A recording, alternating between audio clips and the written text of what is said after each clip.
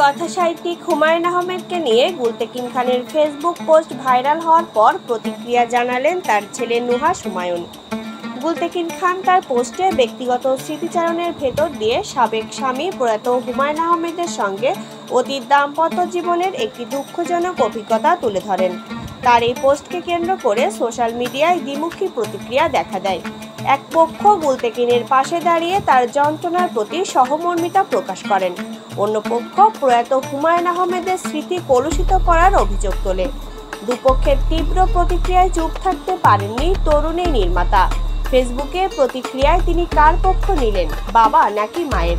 শনিবার 4 অক্টোবর সন্ধ্যায় ফেসবুকে নুহাশ লেখেন, কোনো শিল্পী বা সৃষ্টিশীল মানুষকে তার কাজের জন্য ভালোবাসতে পারেন, একই সঙ্গে এটাও মানতে হবে যে তার ব্যক্তি জীবনে ঝামেলা থাকতে পারে।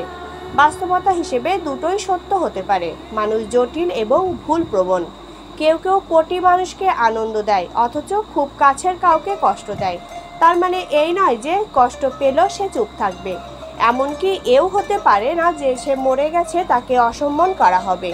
হুমায়ুন আহমেদের সঙ্গে সাংসারিক জীবনের একটি ঘটনা তুলে ধরে গত শুক্রবার ফেসবুকে একটি পোস্ট করেন গুলতেকিন খান। অল্প সময়ের মধ্যে ভাইরাল হয় তার সেই পোস্ট। অনেকেই তার পক্ষে অবস্থান নিয়ে হুমায়ুন আহমেদের প্রতি ক্ষুব্ধ প্রতিক্রিয়া জানিয়েছেন। আবার কেউ কেউ মৃত ব্যক্তিকে নিয়ে এই ধরনের লেখা প্রকাশের জন্য ভৎসনা করেছেন।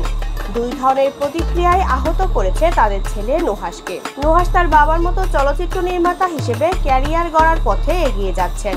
সম্প্রতি হরর, অতিপ্রাকৃত, ফ্যান্টাসি ঘরানার সিনেমা নিয়ে কানাডার ফ্যান্টাজিয়া আন্তর্জাতিক চলচ্চিত্র উৎসবে যোগ দিয়েছেন এই তরুণ নির্মাতা। তার ভৌতিক ঘরানার সিনেমা দ্বি মধ্যাহ্নশয়ে উৎসবে দেখানো হয়েছে।